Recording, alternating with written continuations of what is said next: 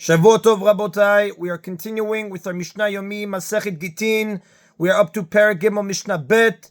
Today's Mishnayot should be Le'elu Nishmat, Neria ben Svetlana, Aranbai, Eliyahu ben Burchai, Israel, of Chana ben Miriam, Sason ben Raya, and Yoshua ben Shifra, Menuchatam began Eden, Amen, and Avdi ben Chaim Lechaim, v'derefua shelemav, Daniel Shalom ben Rosa, betoch Shah Cholei Israel.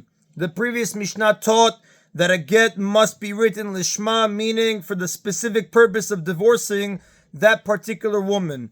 Our Mishnah teaches which parts of the get are subject to this requirement. The Mishnah begins, Hakotev Tofse Gittin, a scribe who writes Tofsim of Gittin, meaning he writes the standard text of Gittin in advance to have available when someone comes to him for a get. Now, Tofsim is the plural form of the word Tofes, as explained earlier in chapter 2, Mishnayot 1 and 4. A get consists of two sections, the Toref and the Tofes. The Toref contains the specifics of the get, meaning the names of the man and woman and the date of divorce.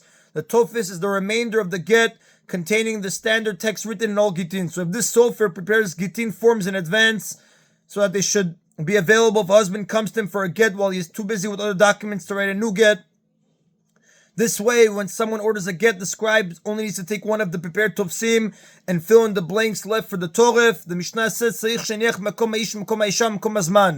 he must leave blank the spaces for the names of the name of the man, the name of the woman, and the date of divorce. Even if he knows a particular couple is headed toward divorce, he may not fill in these parts of the get for them without receiving instructions to do so from the husband, because these parts of the get must be written lishma, and a get cannot be considered to be written lishma unless the husband asks for it to be written. A get cannot be written lishma for the purpose of divorcing a specific couple unless it is clear through the husband's instructions that he intends to divorce her. Meaning, since most marriages do not end in divorce, even when couples argue, it is never clear that he intends to divorce her until he instructs the scribe to write a get. And the names and date must be written lishma because they are the essential parts of the get. These, together with the statement, "You are hereby permitted to every man," form the basic text of the get. Therefore, the scribe must also leave space for the words, "You are hereby permitted to every man." However, the standard text of the get, the tofes, does not need to be written lishma. The rabbis therefore permitted the scribe to prepare advanced copies of this part of the get to be used when needed. And the Mishnah teaches that the same law applies to the legal documents, shtarim milva. Similarly, in case of loan documents that a scribe prepares in advance, he must leave blank the spaces for the essential information, the spaces for the name of the lender, the name of the borrower, the amount of money that is to be borrowed, and the date of the loan. Here too, even if the scribe is aware that a person is looking to borrow a certain amount of money from someone else, he may not fill in the essential information of the loan document without being asked by the borrower to write the document, for the reason that we will explain below, and so too in the case of documents of sale that a scribe prepares in advance. He must leave blank the spaces for the name of the buyer, the name of the seller, the price, the boundaries of the field, and the date of the sale, or whatever item is sold, and the date of the sale. Although under biblical law, there should be no reason why these details of the loan or sale cannot be entered in advance, because the law of Lishma applies only to Gittin, not to other documents. The rabbis forbade it so that people would not be led to do so in the case of Gittin as well. This reason applies to the requirement to leave spaces for the names and amount of money. Regarding the space for the date, however, it must be left blank not because of possible confusion with Gittin, but because all predated documents are invalid, as Mishnah in chapter 2, Mishnah 2 taught us. Now, the rabbis, however, did not forbid writing the tofes of the get in advance. Logically, they should have prohibited this too, so that people should not think that the essential information, the toref of the get, may also be written in advance. And the Mishnah explains why they did not forbid writing the tofes of the get in advance. They allowed scribes to write the tofsim of Gittin and other documents in advance as a benefit to scribes, so that they should be available when needed, and the scribe should not have to take time from other activities to start writing a get. Therefore, the rabbis let stand the biblical law that only the Torah of the essential information of a get needs to be written lishma.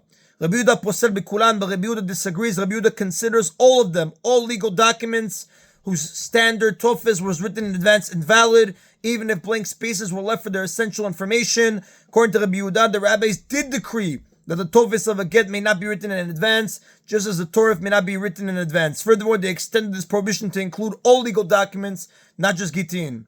A third view, Rabbi Elazar Machshir B'chulan, Rabbi Elazar considers all of them, all financial documents valid, even when their essential information was written in advance, chutz mi Gittin Nashim, except for Gittin of women, which are invalid when written in advance, even if the space for the essential information was left blank.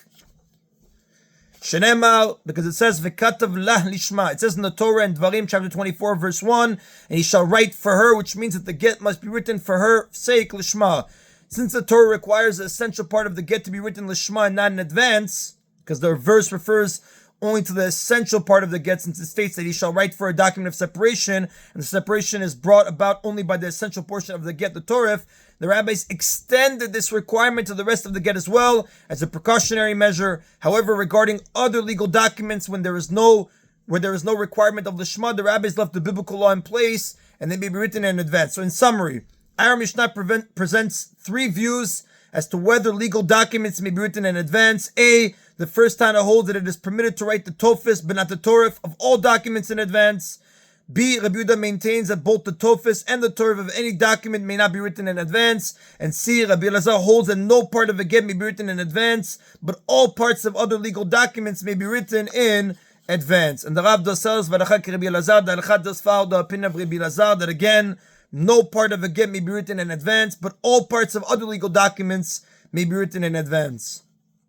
And that is the end of Mishnah Bet. Mishnah Gimel discusses the laws of a lost get. Hamevi get va'avad hemenu. If an agent was bringing a get and he lost it, mitza'ol altar kasher. If he found it immediately, it is valid and he may deliver it to the wife because he may assume that the get he found is the one he lost. V'im lav pasul. But if he did not find it immediately, it is invalid because the get he found might not be the one he lost, but an identical get written for a different couple. A get written for one couple is not valid for another couple, as we learned in Mishnah 1. Since it is possible that the get he found might not be the one he lost, but a get written for a different couple with the same names who come from the same town, the get that was found may not be used to divorce the wife. And the Mishnah is discussing a case where the get was found in a place where travelers pass by often, so there is a real concern that it was dropped by passerby. However, if the get was found in a place that is not frequented by travelers, the agent can assume that this is the get he lost, even if he did not find it immediately, unless we know that there is another couple with the same names in the same town.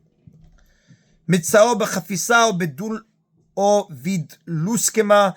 If he found the get in a pouch or container with a mark on it, a siman that enables him to identify the pouch or container as his, even though he does not recognize the get itself, imakiro, or if he recognizes the get as the one he dropped, even though he found it in the open, kasher. In either case, the get is valid, even if he did not find it right away, and he may deliver it to the wife. Since he can identify the pouch or container as his, he may assume that the get inside it is the same one that was there when he lost the container. However, if he cannot identify the container, he must be concerned the container and get he found are not the ones he lost, because it was common for all people to put their documents into these containers. Now, the Mishnah discusses the principle of chazakah, the legal presumption that conditions have not changed unless proven otherwise. The Gemara in Chulin, page 10b, learns this rule from a verse. The Mishnah teaches how this rule affects the laws of Gittin, and then goes on to apply it to other areas of Jewish law. If an agent bringing a get left behind a husband who was old or sick, and it is not known if he is still alive, the husband lived far away, so the word of his death would not necessarily reach the place where the wife lived. He may give the get to the wife on the assumption the husband is still alive. He does not need to be concerned that the husband has already died, ending his appointment to act on the husband's behalf, so the woman is not considered a divorcee. She is permitted to remarry, but she is forbidden to a Kohen, even if we later hear that her husband has died. A person is legally assumed to be alive until we find out that he is not. However, if it is later discovered that she did not receive the get until after her husband had died, she is not considered a divorcee because a dead man cannot divorce his wife. In that case, if her husband did not have children, she would be forbidden to remarry until she received dibum or chalitza from his brother. Bat Yisrael Nisol Kohen. Similarly, if the daughter of a Yisrael, a non-Kohen, was married to a Kohen and entitled to eat terumah, a Kohen's wife may eat terumah even if she was born a non-Kohen, but if he dies or divorces her, she may no longer eat terumah unless she has a living descendant from him. Our Mishnah discusses a case in which she has no children from him, and if he were to die, she as a non-Kohen would become forbidden to eat terumah from that point. And her husband went overseas, and it is unknown if he is still alive. She may continue to eat terumah on the assumption that her husband is still alive. She does not need to suspect that her husband has died, disqualifying her from eating terumah. Similarly, if someone sends his chatat offering, a sin offering to the temple from overseas, the Kohanim may offer it on the assumption that the sender is still alive. We do not suspect that he died, disqualifying the offering. If the owner of a sin offering dies before it is offered, it may not be brought on the altar, rather it must be left to die. The Mishnah teaches that if someone sends a chatat offering to Jerusalem from afar, we are not concerned that the offering might have been disqualified by the death of its owner. Rather, based on chazakah and status quo, we assume that the owner is still alive. We therefore offer the sacrifice upon the altar. And that is an Abotai of today's Mishna Yomi. Everybody should have a Shavua Tov. Baruch Adonai Leolam. Amen v'amen.